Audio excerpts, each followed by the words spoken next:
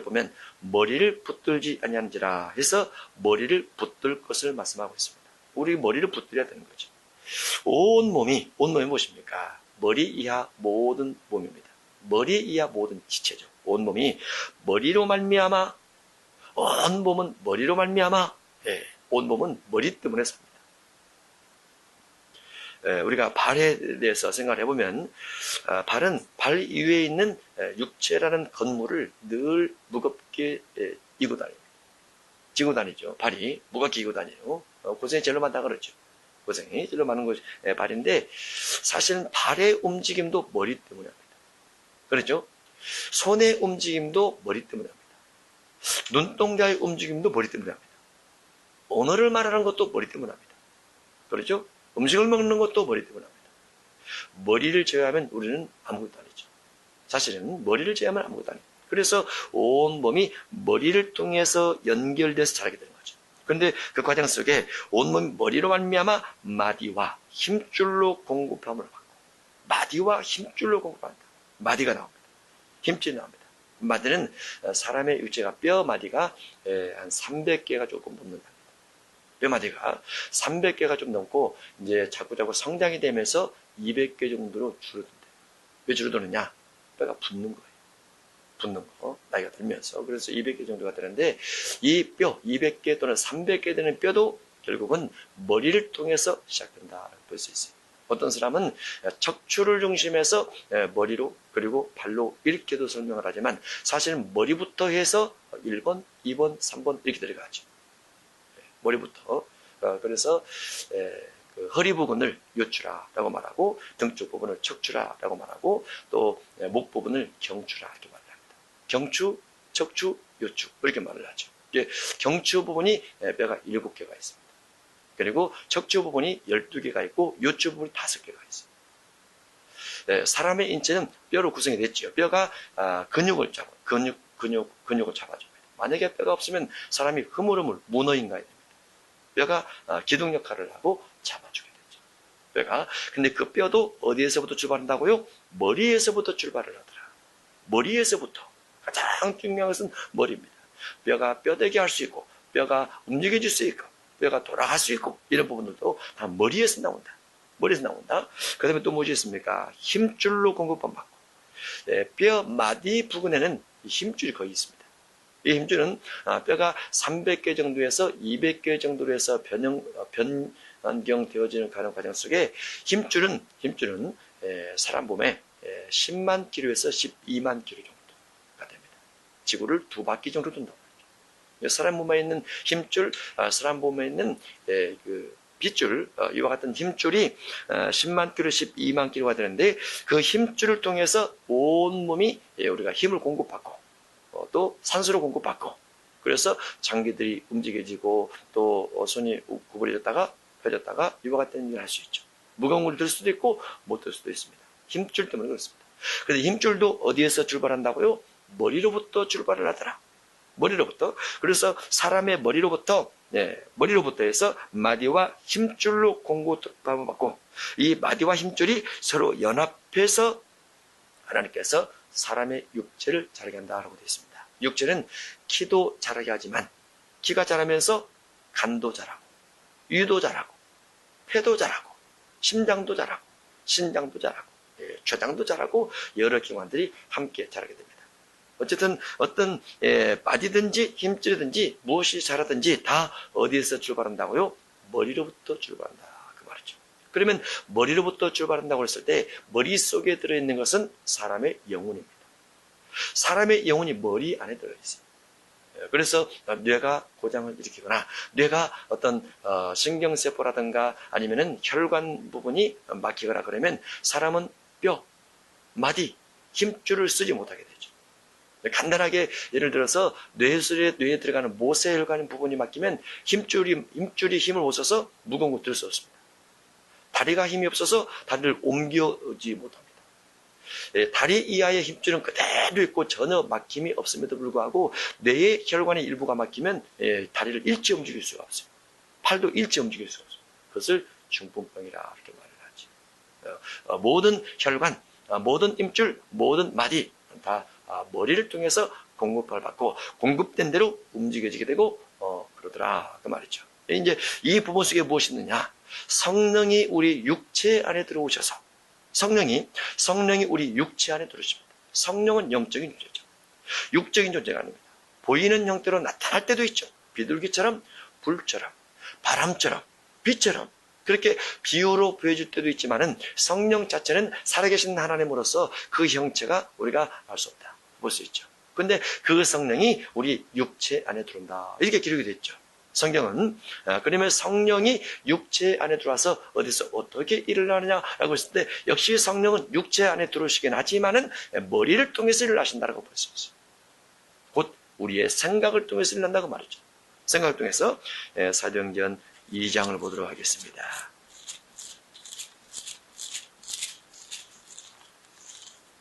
사도행전 2장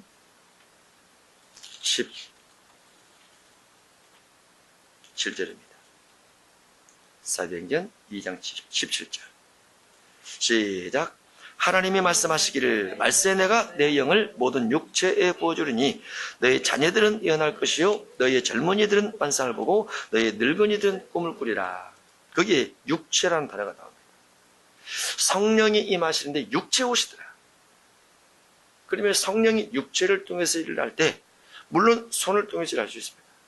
물론 입을 통해서 일할 수 있습니다. 물론 발을 통해서 일할 수 있습니다.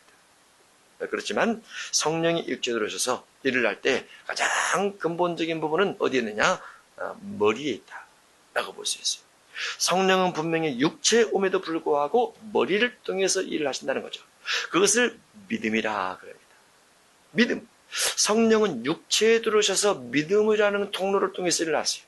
근데 믿음이라는 통로는 생각, 마음, 정신 부분을 통해서 나타내는 어떤 표현들인데 성령이 내 안에 내 생각 속에 내 마음 정신 속에서 내가 어떠한 믿음을 가지고 있느냐는 어떠한 생각을 가지고 있느냐는 정도에 따라서 성령이 내 육체를 통해서 일을 하기 때문에 결국은 성령이 육체 안에 두실 때 머리를 통해서 일을 하신다고 볼 수 있죠. 그래서 17절 안에 예언도 머리 통해서 환상도 머리 통해서 꿈도 머리 통해서 주어지게 되죠.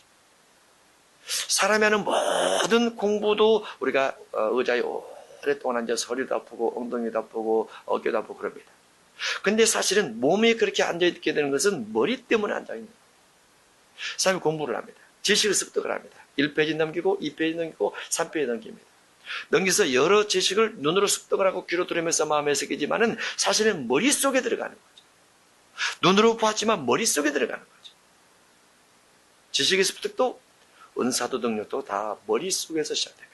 그래서 성령이 육체에 오셔서 육체로 말미암아 예언과 환상과 꿈을 꾸게 하신다라고 되어 있어요. 그 육체란 다른 말로 성령이 일하시는 통로인 우리의 생각이라 이렇게 볼 수 있어요. 생각이라. 요한복음 7장입니다. 우리가 잘 알고 있는 부분이지만은 또 이렇게 들으면은 새로운 부분이 있죠. 요한복음 7장 37절로 39절입니다. 37절에서 39절. 시작. 명절 끝날 곧 큰 날에 예수께서 서서 외치시되 누구든지 목마르거든 내게로 와서 마시라. 나를 믿는 자는 성경의 이름과 같이 그 배에서 생수의 강이 흘러나오리라 하시니 이는 그를 믿는 자들이 받을 성령을 가리켜 말씀하신 것이라.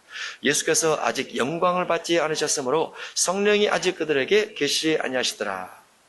성령이 육체의 지체의 일본인 배에 오겠다. 그러면 성령이 분명히 사도행전에서 육체에 오신다고 되어 있고 성령이 육체의 일부인 배에 오신다고 하면 성령이 육체의 배를 통해서 일하는데 육체의 배란 힘의 기관이라. 힘의 기관. 어떤 사람이 물건을 드는데 힘을 쓰려고 한다. 그런데 머리에서 먼저 명령을 내려줘야 됩니다. 어떤 사람이 돌을 들으려고 합니다. 화분을 들으려고 합니다. 시장 갈 때 장바구니를 들고 가려고 합니다. 시장을 봐서 물건을 담아 장바구니를 들죠. 물론 손으로 짚니다. 물론 어깨로 힘을 씁니다. 그러나 생각에서 먼저 물건을 들고자 하는 마음을 넣어주지 못하면 물건을 들일 수가 없는 거죠. 결국은 모든 육신적 지체는 어디에서 출발한다? 머리에서 출발한다고 하죠. 머리에서 출발한다. 그러면 성령이 육체 안에 오셔서 나를 통해서 뭔가 일을 하려고 하실 때 그분이 일을 할 수 있도록 머리인대가 내 지체능의 어느 부분 속에서 일을 할 수 있도록 내가 배려를 하고 내가 믿어주고 내가 섬겨주고 내가 순종해주고 그럴 때 성령이 내 지체를 통해서 일을 하시기 시작하더라. 이렇게 볼 수 있죠. 그래서 성령이 일하게 하시는, 성령이 움직여지게 하시는 가장 근본적인 부분은 성령이 육체에 오면도 불구하고 성령의 배에 오면도 불구하고 무엇이 필요하느냐? 우리 생각이 성령과 더불어 있다는 것. 나의 생각과 성령의 생각이 내 안에서 깃들어 있다는 것. 내가 성령 아버지께 기도를 하고 내가 성령께 부탁을 드려서 성령께서 내 생각 속에서 내 육체를 가지고 일을 할 수 있도록 내 머리를 통해서 일을 할 수 있도록 내가 그와 같이 순종해주고 움직여주면 성령의 일하는 정도가 넓어지고 많아진다라고 볼 수 있죠. 결국 그래서 어느 사람의 믿음이 크다, 믿음이 작다라는 것은 다 어디에 들어있느냐? 머리에 들어있다라고 볼 수 있죠. 머리에 들어있다. 그러면 머리를 파악하게 되면 그 사람의 신앙적인 부분들이 분석이 될 수 있고 머리를 살펴봐서 머리를 정확하게 알게 되면 그런 부분의 지식과 진로와 능력과 이와 같은 것들이 판단이 될 수 있다. 이렇게 볼 수 있는 것이죠. 그래서 성령의 육체 안에 들어오셔서 그와 같이 마음, 생각, 정신, 머리를 중심에서 일하기 때문에 성령이 일하는 통로를 그런 관점에서는 찾기가 불가능하다. 이렇게 볼 수 있죠. 그러면 우리가 무슨 관리, 성령이 내 속에서 일을 할 수 있도록 무슨 관리를 잘해야 되느냐? 생각 관리를 잘해야 되는 거죠. 성령이 일하는 통로가 거기이기 때문에. 예를 들어서 어떤 사람이 성령을 받았는데 언어가 불순하고 거짓말을 하고 감정적이고 사람을 괴롭히고 그런다고 말이죠.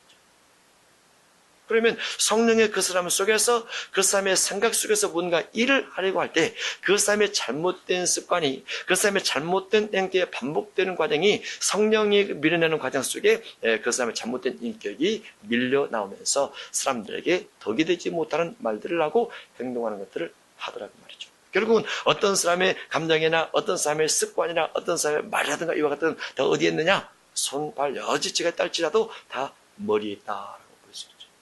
머리에 있더라. 이 머릿속에서 본능이 나오고 머릿속에서 성령의 열매가 나오고 머릿속에서 발복이 나오고 머릿속에서 물질의 복도 나오고 머릿속에서 지식과 재주 나오고 축복과 저주도 다 머릿속에 들었습니다. 그래서 이 머리를 연구하는 것이 우리에게 대단히 많이 필요하다라고 볼 수 있는 거죠. 머릿속에 들어있다. 머릿속에. 그러면 머릿속에 들어있는 이 두뇌 속에 들어있는 본능적인 부분이 사단이 이용할 때와 성령이 이용할 때 같은 육체 안에 들어있지만은 사단이 머릿속에 들어있는 본능을 이용할 때와 성령이 본능 속에 들어있는 선한 열매를 가지고 사용할 때 사람의 삶의 결과는 정반대가 된다. 그렇게 볼 수 있죠. 우리가 육신적으로 길을 오랫동안 걸어서 다리가 아프다. 물건을 많이 들어서 허리가 아프고 그리고 손이 아프고 어깨가 결린다. 라고 할지라도 우리 마음 우리의 생각, 우리의 정신 그 부분인 머릿속에 있는 하나님께서 우리에게 주신 정신 이 부분을 반드시 가지고 가면 그런 부분들이 크게 느껴지지 않을 수도 있다. 이렇게 볼 수 있죠. 우리가 육신적으로 예를 들어서 허리가 아프다. 허리가 아플 때도 한번 그런 말 한 적 있죠. 허리가 아플 때도 TV 볼 때는 안 아프다. 왜 안 아플까?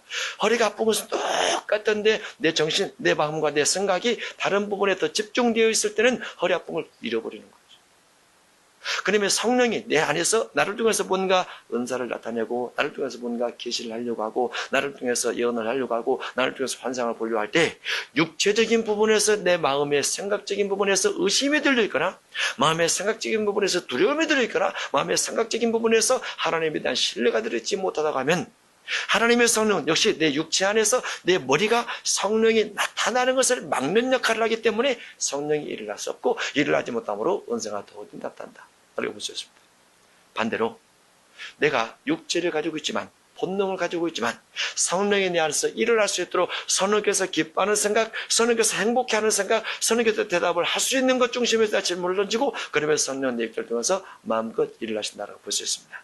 그것도 역시 믿음이라 그럽니다. 다 어디에 들어있다고요? 머리에 들어있죠. 다 머리에 들어있어요. 머리에 모든 게 들어있다. 그러면 이 머리라는 것이 학자들이 끊임없이 연구를 하면서 다 살펴보는 것들이지만은 우리도 그리스도 예수 안에서 이 돈에 대한 연구를 더 많이 하게 되겠죠. 그렇죠?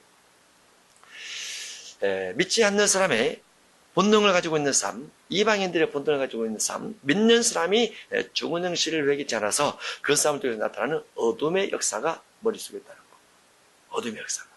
그리고 그 어둠과 싸우는 것은 우리가 믿음으로 싸우되 그 사람의 육과 싸우는 것이 아니고 그 사람이 가진 영적 존재와 싸우는 것이기 때문에 우리가 우리 마음속에 성령을 의지하고 강력한 믿음을 가지면서 상대 속에 있는 어둠을 제압하려는 강력한 믿음을 갖고 있고 그 믿음 안에서 우리가 열심히 기도한다는 말이죠.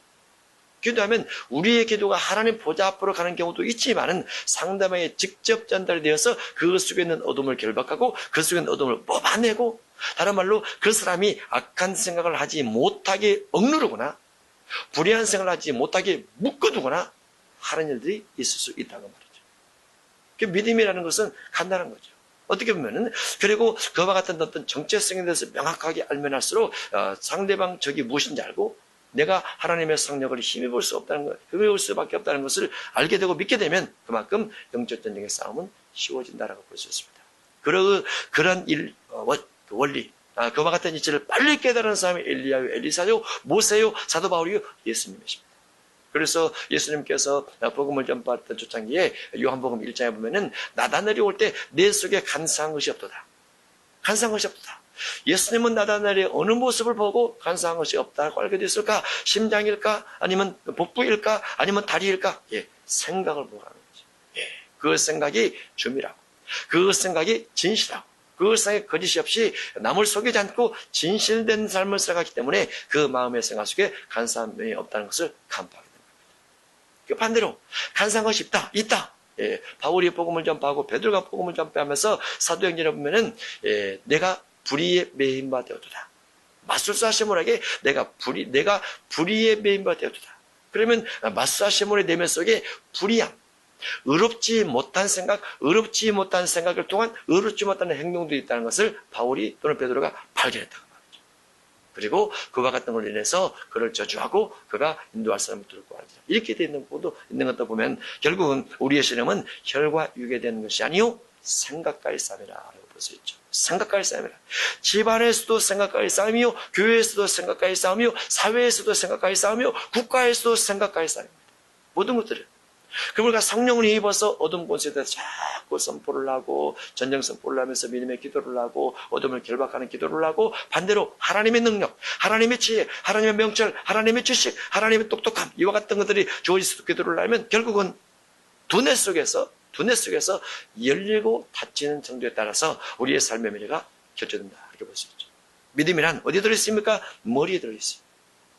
예수님은 그것을 가지고 내가 믿음이 적더라, 내가 믿음이 없도다, 믿음이 작은 자들아 이렇게 말을 했는데 말씀이 작다는 것과 믿음이 없다는 것과 믿음에 대해서 예수님께서 여러 가지 책망하신 것은 결국은 그들의 머릿속에 들어있는 생각의 부족함이더라고 말이죠. 그것이 믿음이 작은 거예요. 믿음이 작은 특별한 건 아니죠.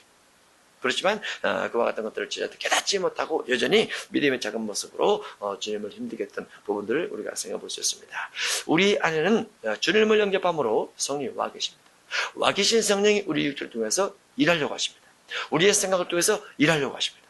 그분의 생각은 진리의 영이고 우리의 생각은 육신의 영이고 안목의 영이고 이생의 자랑의 생각입니다. 그러면 진리의 영이신 성령께서 내 안에서 내 생각을 통해서 뭔가 일을 하려고 하는데 내가 육신의 영과 안목의 영과 이생의 자랑의 생각이 많으면 그 생각이 많으면 성령의 생각과 내 생각이 충돌이 돼서 성령이 일할 수 없게 되고 그분의 생각이 많고 육신의 정욕, 안목의 정욕, 이생의 정욕이 적으면 성령께서 나를 통해서 일하는 부분이 많아진다. 내가 볼 수 있죠. 그래서 성령이 나를 통해서 이루어지는 부분이 많아지도록 성령께서 좋아하는 것, 성령께서 기뻐하는 것, 성령께서 행복해하는 것, 성령께서 내게 요구하는 것 중심으로 내가 지식도, 지혜도, 삶도, 일도 추구해주는 거죠. 그러면 성령께서 나의 그 모습을 보고 기뻐하시면서 우리 속에 있는 여러 가지 은사를 더 드러나게 하고 정확하게 하고 행복하게 살게 하고 내 주변의 환경들을 선한 길로, 의의 길로 인도하시더라. 이렇게 볼 수 있죠. 그래서 결국은 우리는 무슨 관리를 잘해야 되느냐? 영혼 관리를 잘해야 됩니다. 생각 관리를 잘해야 됩니다. 생각 관리. 그리고 그 생각이 성의 능력을 강력하게 힘있게 되면 그 강력한 생각 속에서 잘못된 생각 가지고 있는 사람들을 지배하고 가르치고 그렇게 할 수도 있다고 볼 수 있습니다. 에스겔 37장에 보면 마른 뼈 비유가 나옵니다. 그 마른 뼈 비유가 이스라엘 민족의 절망된 마음입니다. 이스라엘 민족의 낙심된 마음이에요. 우리가 멸절되었다 하느니라. 우리가 죽을 만하다. 딱 죽을 만하다. 그런데 그곳에 생기가 들어가니까 그들이 극히 큰 군대가 바뀌게 되죠. 낙심과 절망의 생각을 가지고 있고 멸망받을 수밖에 없다라고 생각하는 그 생각들을 성령이 들어가니까 아니다, 우리가 살아날 수 있고 극히 군대가 될 수 있고 하나님의 용사로서 세상 가운데 빛들의 자녀로 살아갈 수 있다는 생각이 확 바뀌어지게 되죠. 그래서 우리 육체 속에 들어있는 이 두뇌의 생각을 바꾸는 데는 성령의 생각이에요. 진리의 말씀을 살펴보고 말씀을 통해서 기도를 하고 기도를 통해서 성령의 공급받고 성령의 공급을 통해서 생기가 우리 두뇌 속에 들어오게 되면 그때부터 변화가 주어진다고 볼 수 있죠. 우리는 영적 전쟁, 실제로 육적으로 전쟁하는 것처럼 영적 전쟁을 하기에 이와 같은 부분에서 쉬지 않고 주 앞에 기도하고 간구하면서 하나님께서 내 속에서 내 두뇌를 통해서 내 머리를 통해서 일할 수 있도록 기도해야 될 줄을 믿습니다.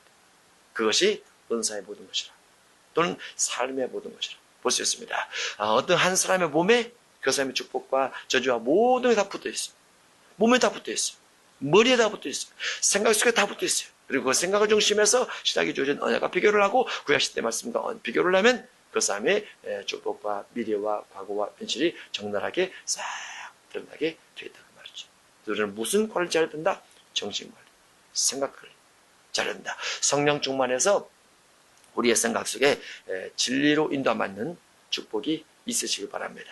우리 여러분의 생각 속에 성령이 충만해서 성령께서 여러분을 이끌어갈 수밖에 없는 합당한 믿음의 삶이 있으시기를 주 이름으로 축복합니다. 하나님을 알면서도 모른 척했고 한없이 받아왔지만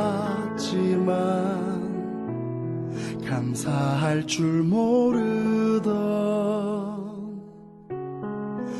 미련한 내 마음은 점점 어두워지고 불의한 내 자랑은 진리를 막았네.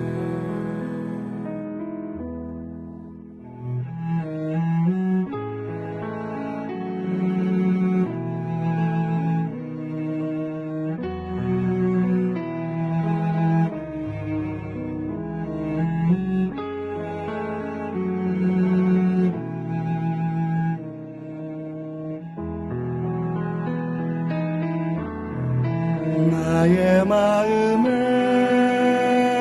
하나님 두기를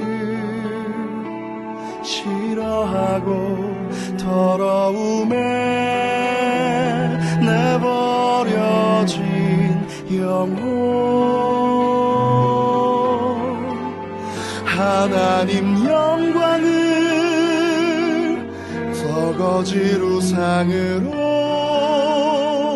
바꾼 나는 죄인